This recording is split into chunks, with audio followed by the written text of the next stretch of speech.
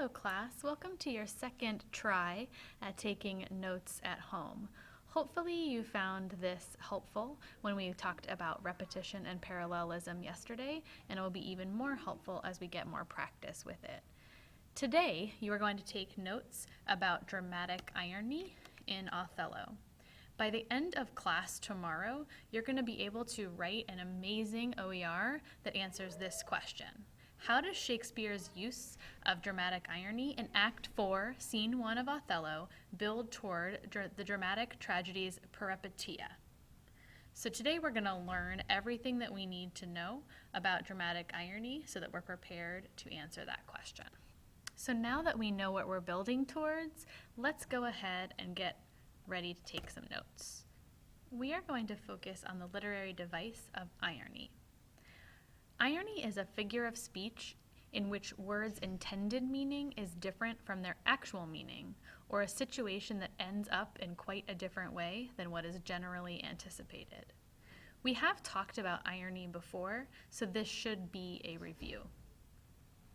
Now that we've taken some time to remember what irony is in general, let's talk about three specific types of irony. First, we have situational irony. This is when a situation occurs that is the opposite of what is expected. For example, a rapper known for lewd lyrics and highly explicit language, not allowing his own kids to watch R-rated movies, for example, is not a choice that aligns with what is expected. Because we know that this rapper is very famous for using explicit words, it can be really surprising to us that in his own family and his own home, he wouldn't want his kids exposed to that. The second type of irony that we're going to talk about is verbal irony. This is saying what one does not mean. When in response to a foolish idea, for example, we say, "What a great idea."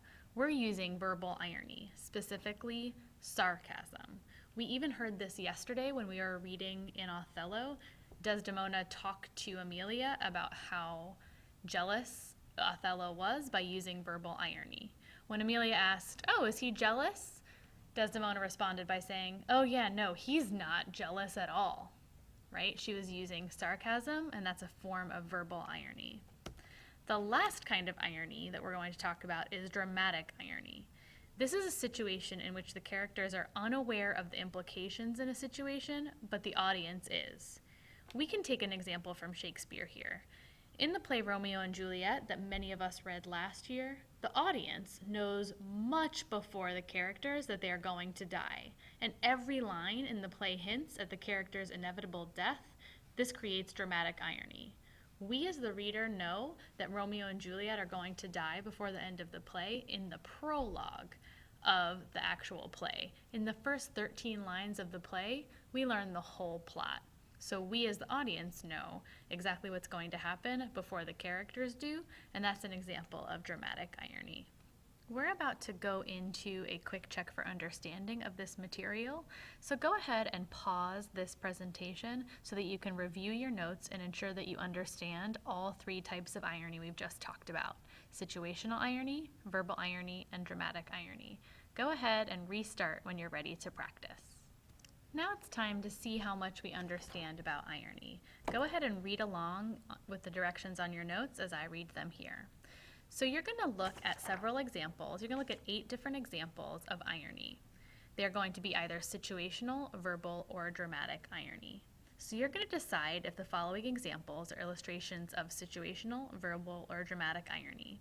In the blank space below, explain how you know that the irony is used. You're also going to check which form of irony you know it is: situational, verbal, or dramatic. If you choose situational irony, so if you check the top box, identify by underlining the event that was the opposite of what one expects and explain it below. If you choose verbal irony, identify the words, because we're talking about verbal or things that people say, that were the opposite of what the speaker meant. If you choose the final one, dramatic irony, identify the things that you know as a reader of which the characters are unaware.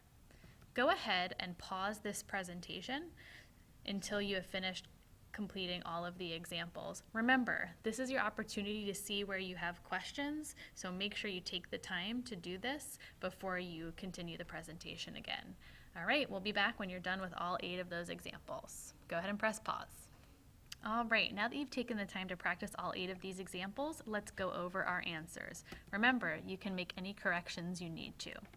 For example 1, the text says, the name of Britain's biggest dog was Tiny.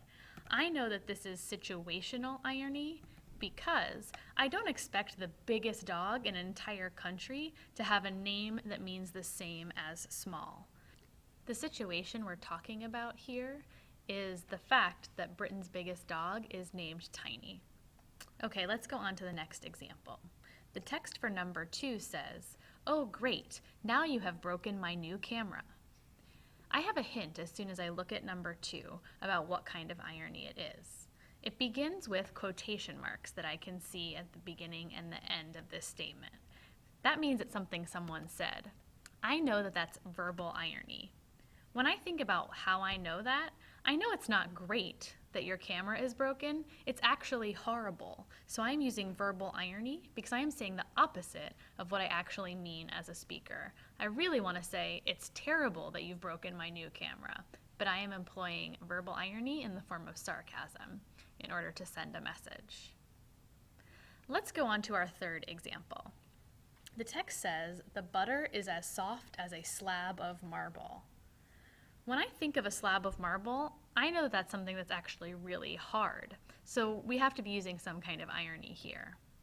This is verbal irony because, as I said before, marble is a rock, so it's not soft at all. I really mean that the butter is too hard to cut, and that is what I am saying. I am saying the opposite of what I actually mean. Let's go on to example 4. This one is really close to home for me because I think this is something I would actually do. So you laugh at a person who slipped on stepping on a banana peel, and the next thing you know, you slip too. This is a situation in which you're using situational irony.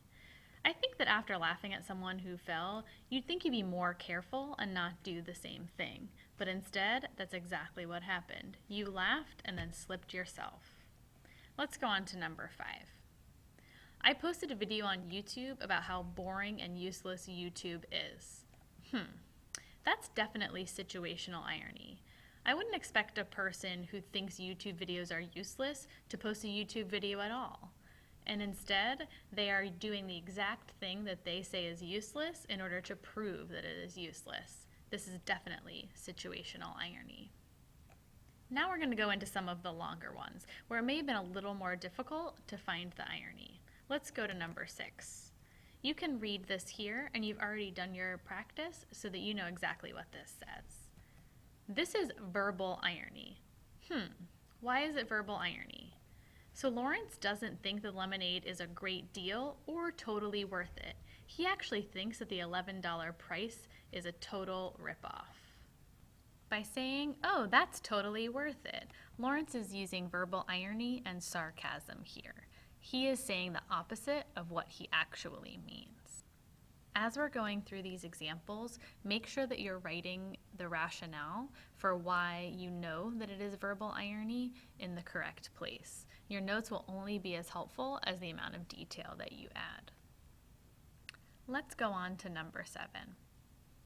You read about Mr. Reinhardt, whose job it is to inspect buildings, but unfortunately did not have the same kind of safety in his own home. We know that this is situational irony because it's actually Mr. Reinhardt's job to make sure everyone else's buildings are safe. I would definitely think that his would be the safest of all. If he thinks so much about safety, why wouldn't he check up on his own house? But in the end, it was not safe, so that's an example of situational irony. Let's go on to our last check for understanding about irony.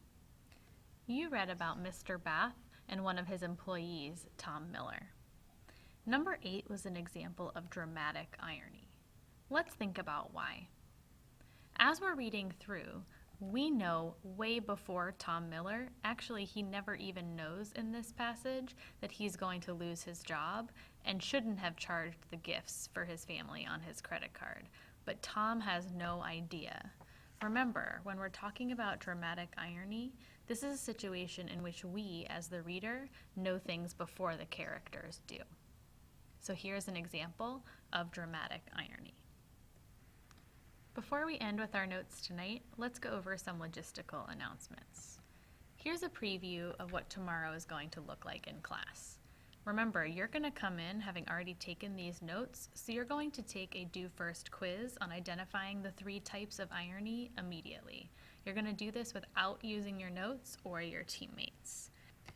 Immediately after taking your Do First quiz, you're going to see Ms. Parrish and I go through examples of how to analyze dramatic irony in Shakespeare. This is going to look a lot like the work that we did today in class, analyzing Shakespeare to find repetition and parallelism. After we go through that, you're going to have an opportunity to work with your tables to dissect the evidence yourself, and finally, we're going to end with an OER exit ticket. This is a preview of the week at a glance. This is really similar to what we talked about in class, so if you want to pause it here, you can, but we're not going to talk very much about this. I know there was some requests for a game. You can see that there's one coming up on Thursday. Finally, 3 really important announcements. First, please don't forget to bring your copy of Othello to class tomorrow. This is the expectation, and so you understand that there will be consequences if you do not have your copy in class. Second, for those of you who started the year in my class, please make sure to bring in your corrected blue grade reports, signed and in class tomorrow. Hopefully this was a good thing to bring home to your families to show how you've really done in the past couple weeks. Finally, we are going to start performing monologues in class on Thursday. Make sure that you're practicing so that you represent yourself as well as possible. That's all for tonight, talking about irony. We look forward to talking with you all in class about those 3 types of irony tomorrow. If you have any questions, don't forget to call, text, or post to our Edmodo site. Have a great night, Legends.